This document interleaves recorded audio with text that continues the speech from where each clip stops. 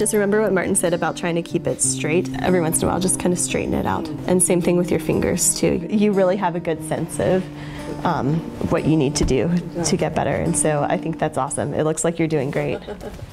Kerry Geiger has decided to do something bold and daring.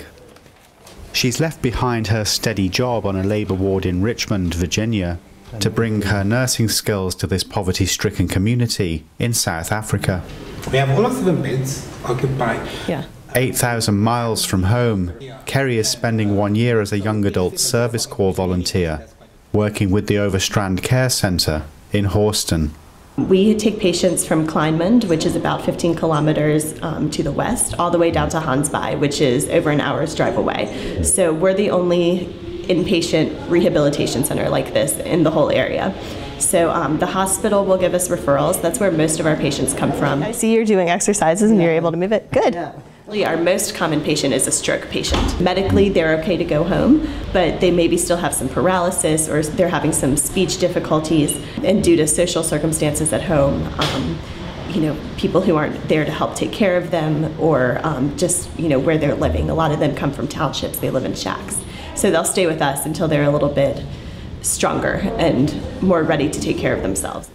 The clinic is funded by Hope Africa, the Anglican Church of Southern Africa's social development arm. I do have a pretty deep relationship with the staff members here, and I know them, and they know that I live right next door. So if there's a problem with a patient at 5 a.m., they'll come knock on my door and say, get out of bed, I need your help. And I've done that before. I've run over here in my pajamas and started an IV line on a patient because that's what you got to do.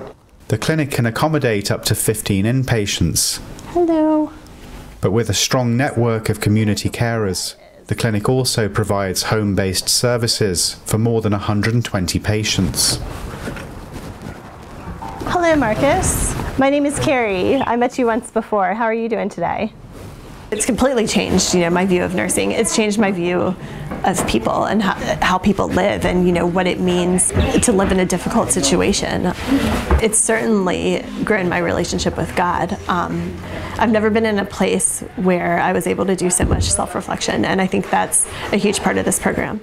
So you're really not on that many medications, and it looks like you have a good management of them. You just need more of the tramadols.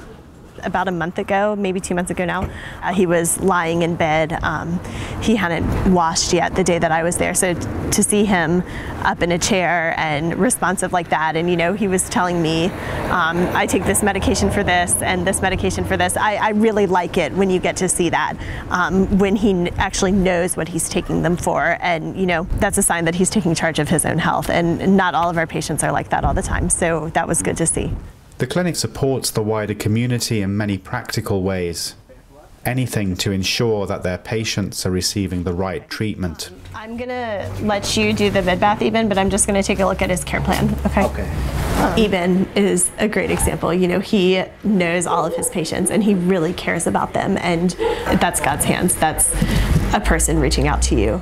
A bit ago. Hope Africa's director, Deline Mark, comes to visit Kerry to find out how her placement is going.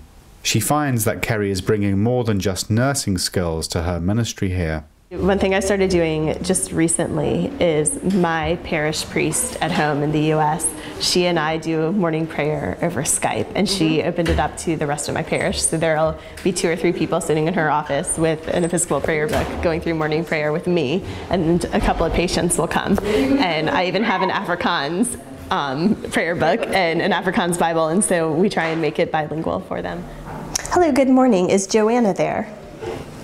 This is Keri from Hawston Hospice. I'm calling about a patient of ours that she's helping us find a placement in an old age home.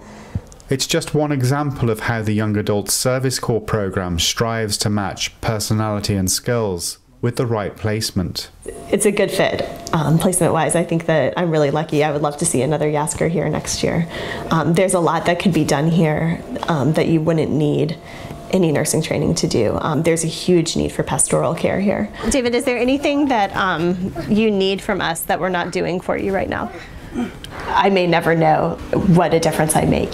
Some days I leave here and I feel like, I really did something today. Like, this is why I'm here. But that's not every day. There are days where I'm like, what did I really do today? Like, how did I really help anyone today? But I think in the end, you just have to trust that, you're led to this place for a reason. For Episcopal News Service, I'm Matthew Davies.